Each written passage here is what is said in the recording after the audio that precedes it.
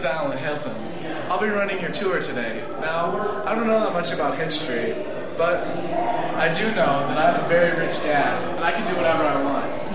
Come with me.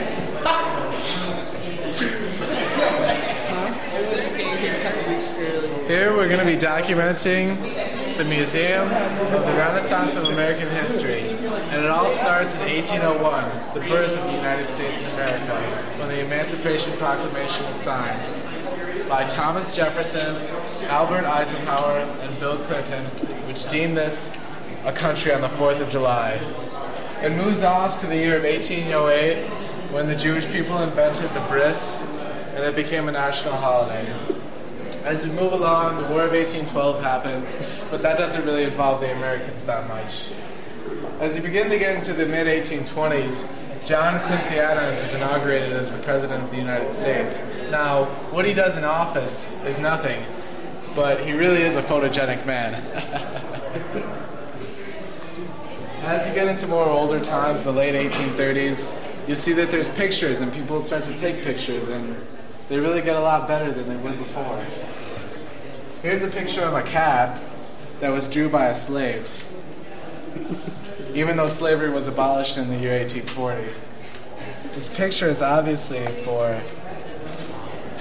wanted African Americans, but the man in it is even more obviously a white man, which I don't very understand. But I suppose that their picture drawing skills in the year 1853 wasn't all that great. Most of these pictures are authentic, but about 95% of them are authentic. The other ones are photocopies, all from this era. It's great that this museum got them, but not this picture. This is actually a picture from the new movie The Ring 2, and they just thought that it put it in here because it looked like it would fit. Right? It looks like it fits, doesn't it?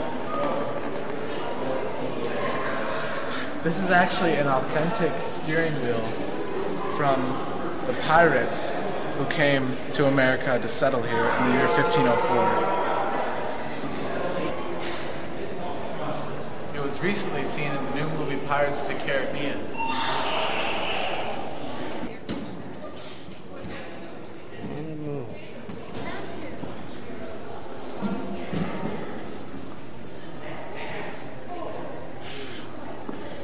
It took 4 lawsuits and 2 civil cases, and it almost went up to the Supreme Court. But this great museum below the St. Louis Arch has finally been able to get this buffalo from Universal Studios theme park in Florida.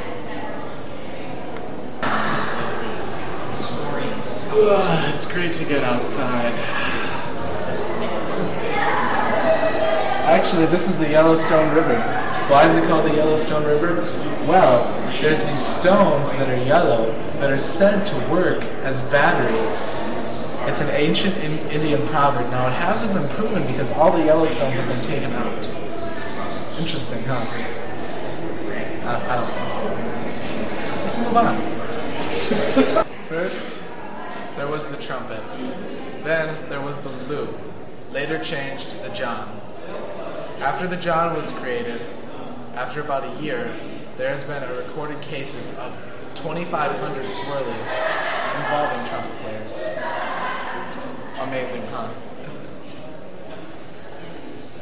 Reeves, Bill and Ted's Excellent Adventure, actually borrowed this cart for the sake of filming purposes. No.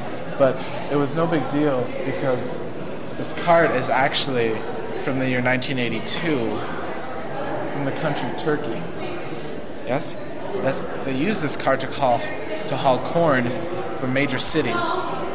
Yes? Because people in Turkey don't really have a lot of technology, I suppose. Joey should have been like unfortunate. And the big bad wolf huffed and he bluffed till he blew half the house down.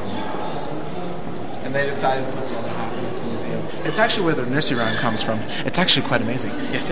Let's go. Okay. Hello. It's me, Alan Hilton again. We're here in St. Louis's most historic landmark, the St. Louis Half Circle. Been built in the year 1492 by Columbus. it was used as kind of like a lighthouse type thing. So